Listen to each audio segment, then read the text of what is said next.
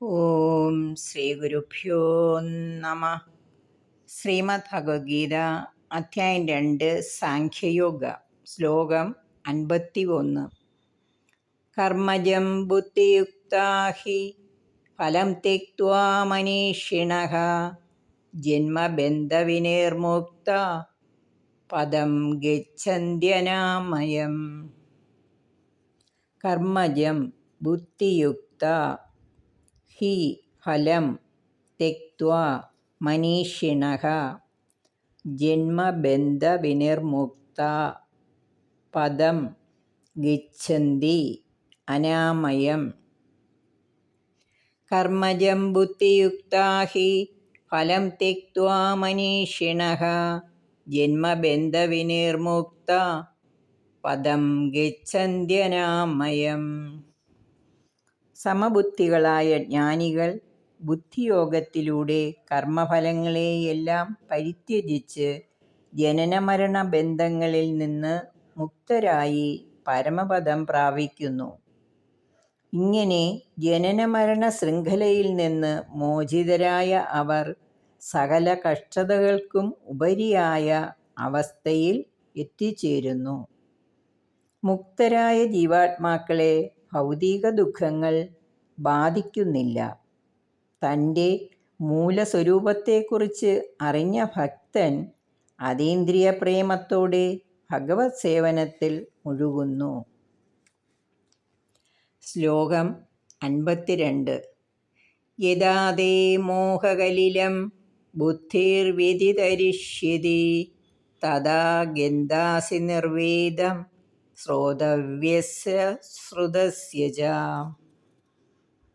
യദാ തേ മോഹകലിലം ബുദ്ധിഃ വ്യതിതരിഷ്യതി തദാ ഗന്ധാസി നിർവേദം ശ്രോതവ്യസ്യ ശ്രുതസ്യ ച.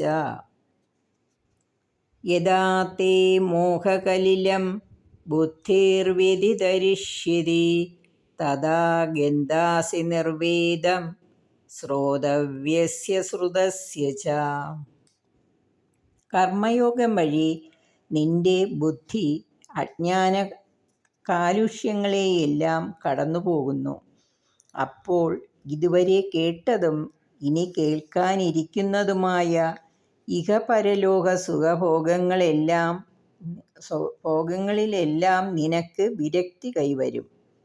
അതായത് ബുദ്ധി വ്യാമോഹങ്ങളെ അഥവാ മായയാകുന്ന മോഹകലിലത്തെ പിന്നിട്ട് കഴിയുമ്പോൾ കേട്ടതിനെക്കുറിച്ചും കേൾക്കേണ്ടതിനെക്കുറിച്ചും നീ ഉദാസീനനായിത്തീരും.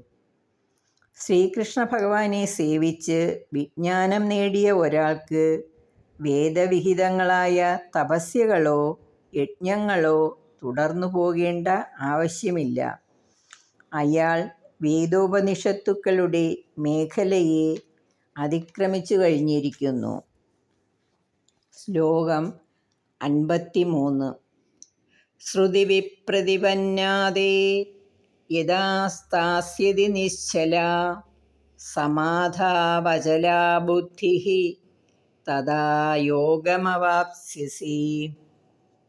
ശ്രുതി വിപ്രതിപന്ന തേ യദാ സ്ഥാസ്യതി നിശ്ചലാ സമാധാവചലാ ബുദ്ധിഃ തദാ യോഗം അവാപ്സ്യസി.